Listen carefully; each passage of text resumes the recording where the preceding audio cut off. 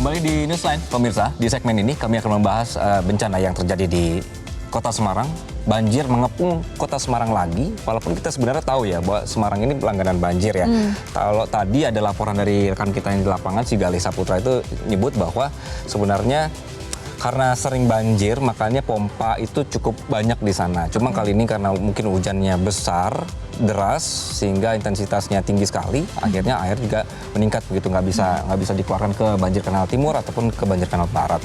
Nah, pemirsa, banjir mengepung Semarang ini usai diguyur hujan disertai petir dan angin kencang yang hampir melanda di sebagian besar wilayah ibu kota Jawa Tengah dan sekitarnya.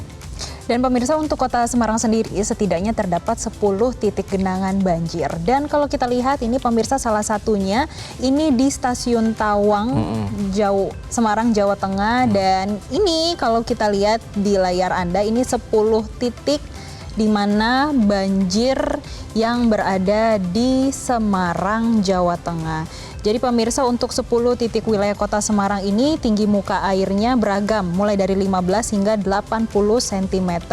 Dan kondisi banjir juga mengalami tren kenaikan genangan akibat hujannya masih berlangsung hingga menjelang tengah malam. Oke, dampaknya karena yang Anda saksikan ini misalnya Tawang banjir ya. Kemudian PT Kereta Api Indonesia Daup 4 Semarang memastikan ada 4 rangkaian kereta yang dibatalkan keberangkatannya.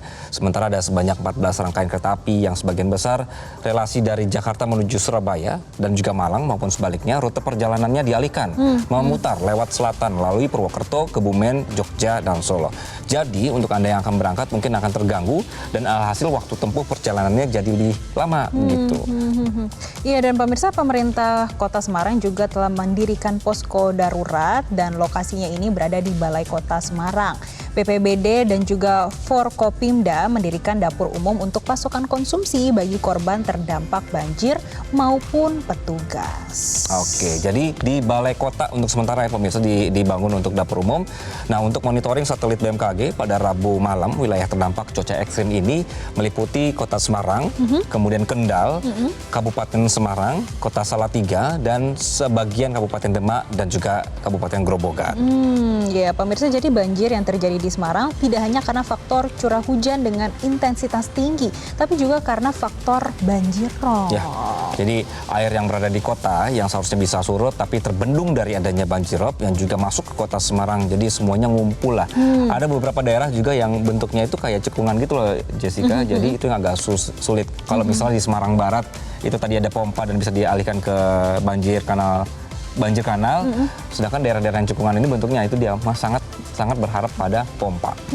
Dan pemirsa, kalau tadi salah satu imbasnya ini adalah kereta api yang harus dialihkan rutenya, sebetulnya ada imbas lain nih, yaitu arus lalu lintas di jalur Pantura Pulau Jawa, yaitu di Jalan Kaligawe Semarang, dialihkan karena adanya genangan banjir yang cukup tinggi akibat hujan deras yang melanda ibu kota Jawa Tengah. Oke, nanti kami akan bacakan komentar Anda, warganet yang ingin berkomentar soal Semarang ini usai jeda. Tetaplah bersama kami.